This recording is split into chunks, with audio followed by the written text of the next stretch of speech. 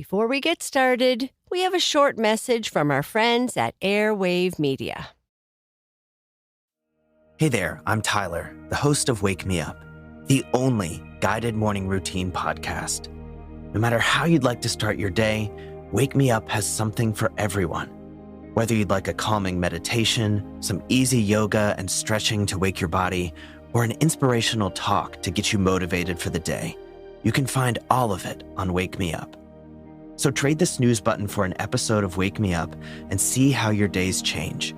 Just search Wake Me Up in your favorite podcast player. At a time when change is constant and we are pulled in far too many directions, we need a way to stay present to life and to increase our ability to remain calm, think clearly, and maintain our well-being.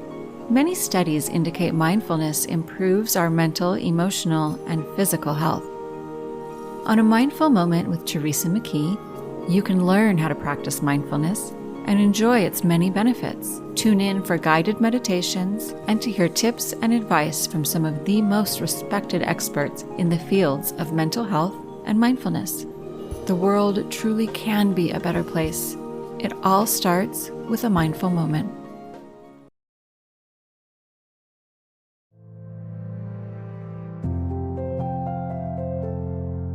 Hello, I'm Sheryl, and this is Sleep Tight, Relax, a calming bedtime podcast for the young and young at heart.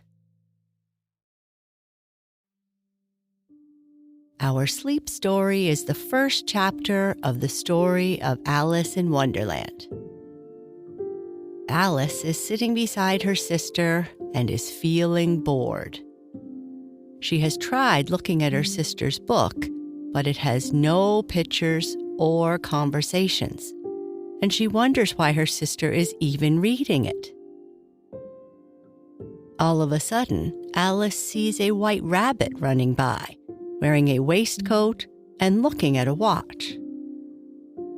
She watches him go, and then when he pops down a hole, she doesn't think twice and follows him down. Let's see what happens.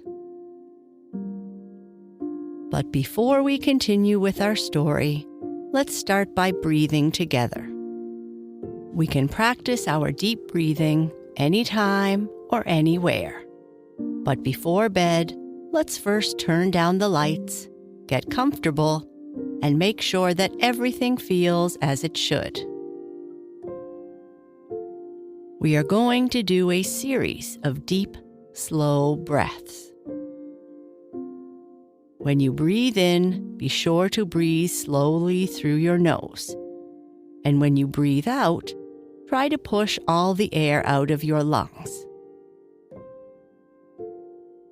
We often talk about taking belly breaths or filling your belly up like a balloon. If that helps you visualize the kind of breath to take, then please try. You can use whatever works for you. Now, inhale slowly through your nose and count to 4 in your head, filling your lungs with more air with each number. Hold your breath and count to 4 in your head. Slowly exhale through your mouth, focusing on getting all the air out of your lungs. Take your time and focus on slow, controlled, deep breaths. Breathe in, 2, 3, 4. Hold, 2, 3, 4. Breathe out, 2, 3, 4. Breathe in, 2, 3, 4. Hold, 2, 3, 4. Breathe out, 2, 3, 4. Perfect. You can continue to practice your deep breathing as we continue with Chapter 1 of Alice in Wonderland. Chapter 1. Down the Rabbit Hole. Alice was beginning to get very tired of sitting by her sister on the bank and of having nothing to do. Once or twice she had peeked into the book her sister was reading, but it had no pictures or conversations in it. And what is the use of a book, thought Alice, without pictures or conversations? So she was considering in her own mind, as well as she could, for the hot day made her feel very sleepy, whether the pleasure of making a daisy chain would be worth the trouble of getting up and picking the daisies, when suddenly a white rabbit with pink eyes ran close by her. There was nothing so very remarkable in that, nor did Alice think it was so very much out of the way to hear the rabbit say to itself, oh dear, I shall be late." When she thought it over afterwards, it occurred to her that she ought to have wondered at this, but at the time, it all seemed quite natural. But when the rabbit actually took a watch out of its waistcoat pocket and looked at it, and then hurried on, Alice started to her feet, for it flashed across her mind that she had never before seen a rabbit with either a waistcoat pocket or a watch to take out of it. And burning with curiosity, she ran across the field after it, and fortunately was just in time to see it pop down a large rabbit hole under the hedge. In another moment, down went Alice after it, never once considering how in the world she was to get out again. The rabbit hole went straight on like a tunnel for some way, and then dipped suddenly down. So suddenly that Alice had not a moment to think about stopping herself before she found herself falling down a very deep well. Either the well was very deep, or she fell very slowly, or she had plenty of time as she went down to look about her and to wonder what was going to happen next. First, she tried to look down and make out what she was coming to, but it was too dark to see anything. Then she looked at the sides of the well and noticed that they were filled with cupboards and bookshelves. Here and there she saw maps and pictures hung on pegs.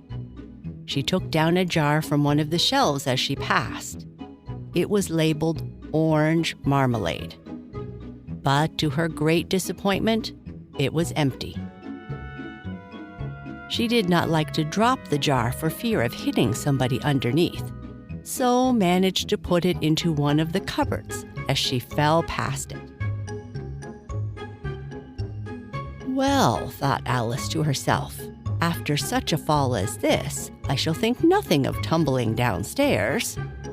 How brave they'll all think I am at home. Why, I wouldn't say anything about it, even if I fell off the top of the house, which was very likely true. Down, down, down. Would the fall never come to an end? I wonder how many miles I've fallen by this time, she said aloud. I must be getting somewhere near the center of the earth. Let me see. That would be 4,000 miles down, I think. For you see, Alice had learnt several things of this sort in her lessons in the schoolroom.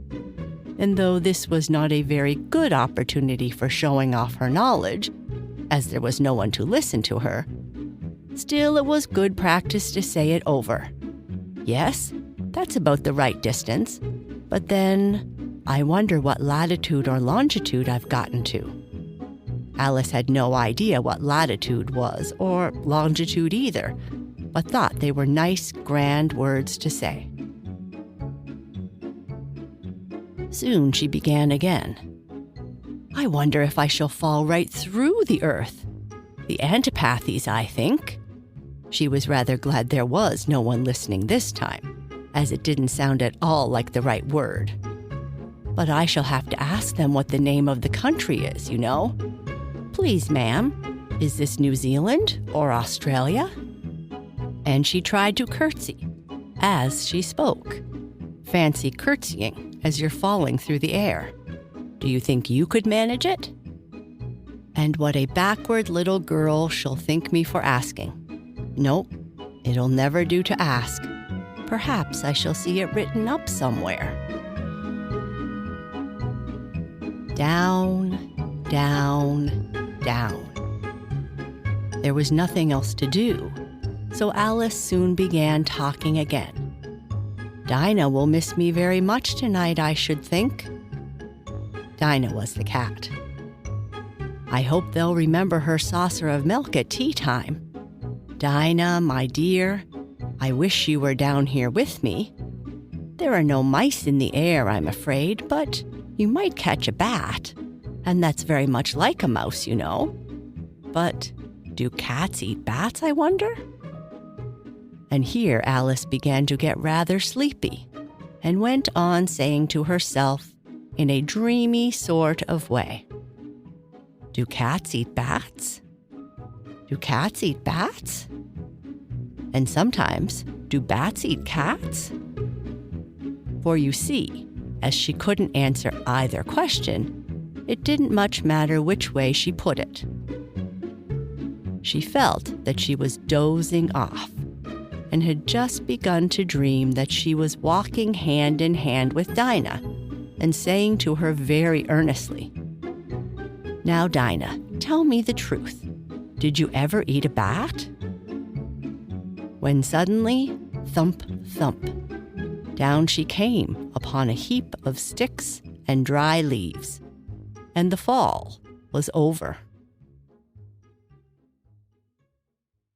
Alice was not a bit hurt, and she jumped up onto her feet in a moment. She looked up, but it was all dark overhead. Before her was another long passage, and the White Rabbit was still in sight, hurrying down it. There was not a moment to be lost.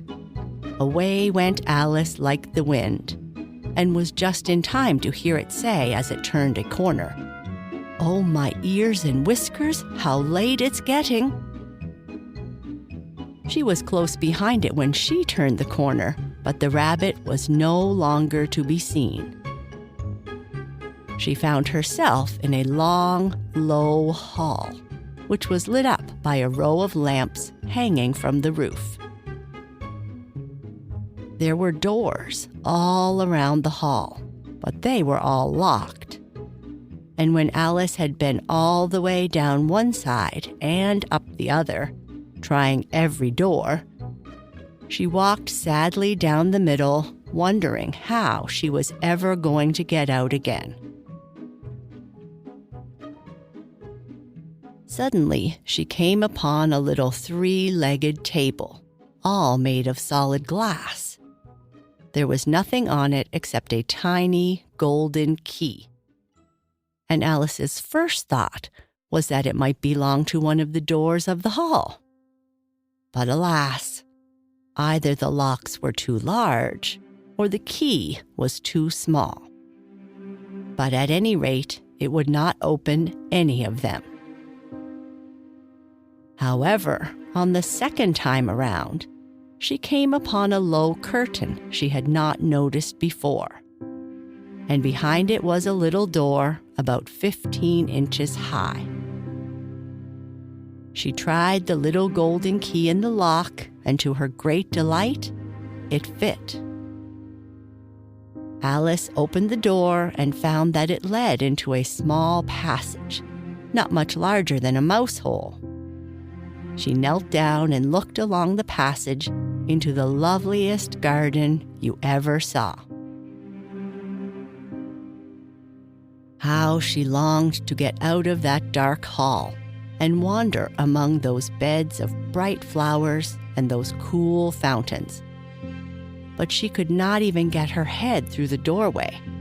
And even if my head would go through, thought poor Alice, it would be of very little use without my shoulders. Oh, how I wish I could fold up like a telescope. I think I could if I only knew how to begin. For you see, so many out-of-the-way things had happened lately that Alice had begun to think that very few things indeed were really impossible. There seemed to be no use in waiting by the little door, so she went back to the table, half hoping she might find another key on it, or at any rate a book of rules for folding people up like telescopes. This time she found a little bottle on it, which certainly was not here before, said Alice. And round the neck of the bottle was a paper label with the words, "Drink me," beautifully printed on it in large letters. It was all very well to say "drink me," but the wise little Alice was not going to do that in a hurry. "No, I will look first," she said, "and see whether it's marked poison or not."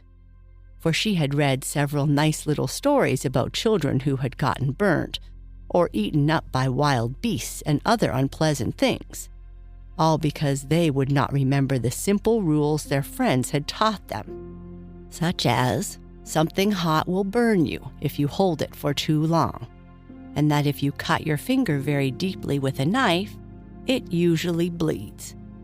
And she had never forgotten that if you drink from a bottle marked danger, it is almost certain to disagree with you sooner or later.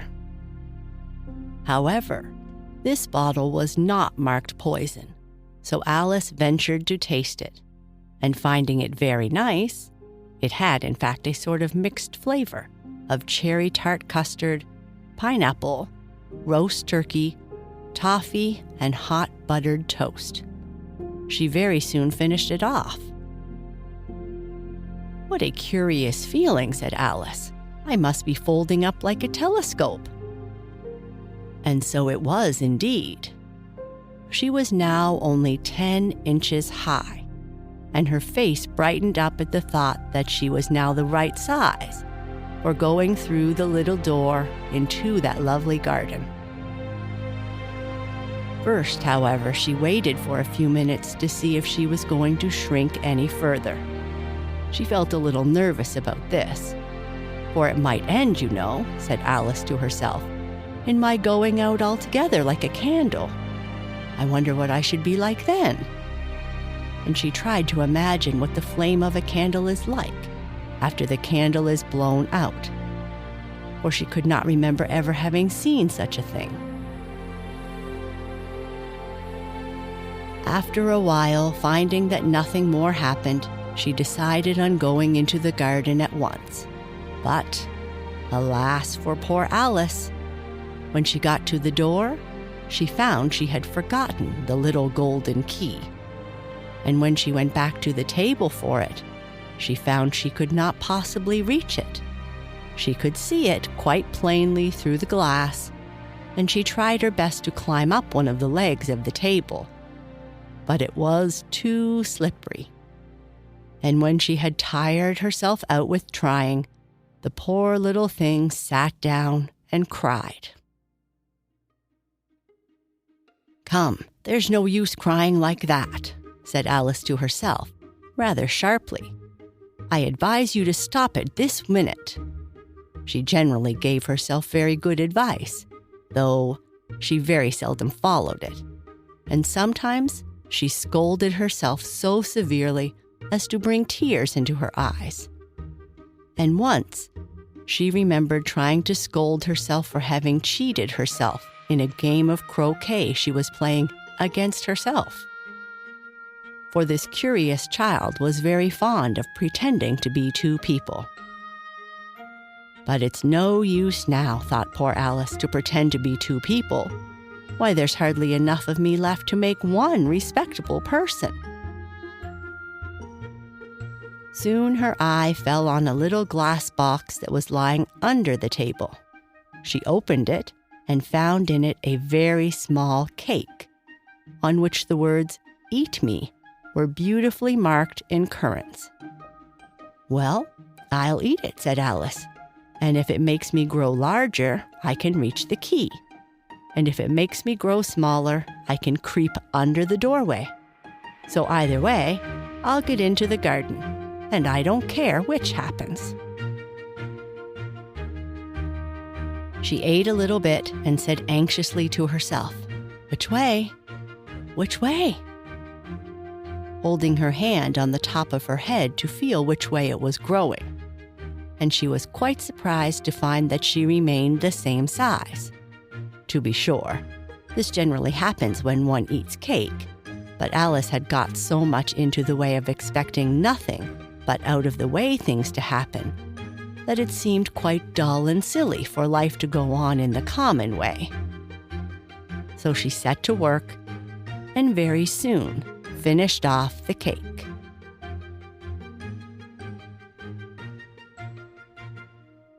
And that is the end of Chapter 1. Sleep tight.